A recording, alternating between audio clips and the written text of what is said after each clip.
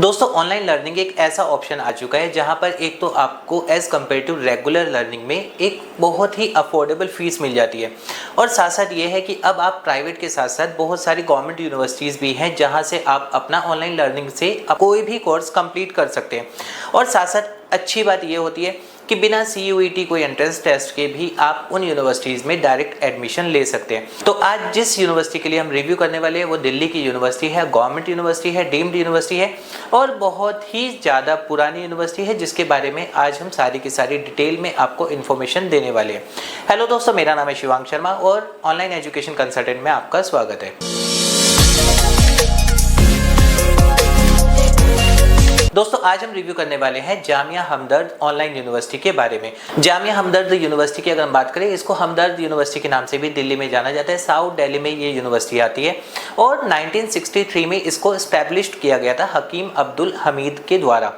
इस यूनिवर्सिटी में अगर हम बात करें तो हाँ डीम्ड यूनिवर्सिटी है और इसमें अगर एक्रेडिटेशंस की बात करें या फिर अप्रूवल्स की बात करें तो UGC का अप्रूवल इस यूनिवर्सिटी को है, उसके साथ साथ DEB का अप्रूवल और NAC से A+ ग्रेड मिला हुआ है।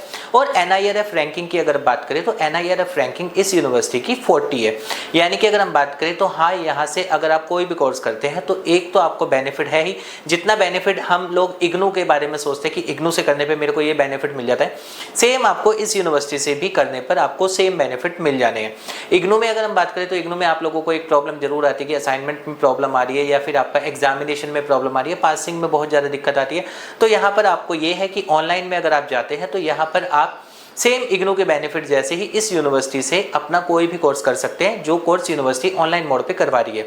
ऑनलाइन अप्रूवल की बात करें तो साल 2021 में इस यूनिवर्सिटी को ऑनलाइन ODL का अप्रूवल मिल चुका था, यानी कि डिस्टेंस एजुकेशन ब्यूरो से इस यूनिवर्सिटी को अप्रूवल मिल चुका है। अब बात कर लेते हैं ये कि इस यूनिवर्सिटी से आप कौन कौन से कोर्स कर सकते हैं। तो सबसे पहले अगर हम बात करें ग्रेजुएशन में क्या क्या कोर्स है और उनकी फीस क्या क्या है, तो ग्रेजुएशन में आप यहाँ से BCom कर सकते हैं। BCom की फीस है लगभग 9,500 रुपये पर सेमेस्टर। इसके बाद आप BBA कर सकते हैं। BBA की फीस इसमें लगभग 14,500 रुपये पर सेमेस्टर जाती है और BCA की अगर बात करें तो 16,500 रुपये इसमें पर सेमेस्टर आपको फीस जाती है।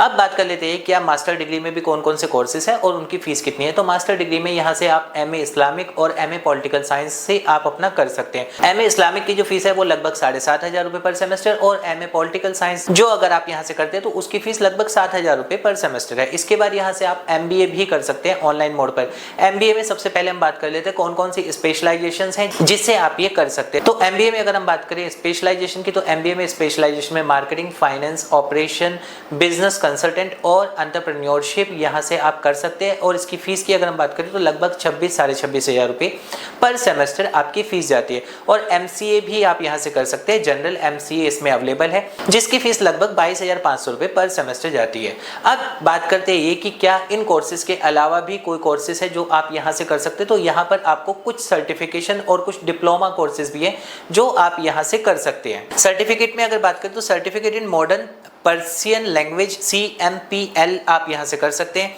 डिप्लोमा इन प्रोफेशनल अरेबिक यहाँ से आप कर सकते हैं। Diploma in bakery and confectionery technology DBCT आप यहाँ से कर सकते हैं। ADDTN advance diploma in dietetics and therapeutic nutrition आप यहाँ से कर सकते हैं। ADDRA advance diploma in drug regulatory affairs आप यहाँ से कर सकते हैं। Advance diploma in medical record technology ADMRT आप यहाँ से कर सकते हैं। फीस भी आपको उसके साथ साथ शो हो रही है।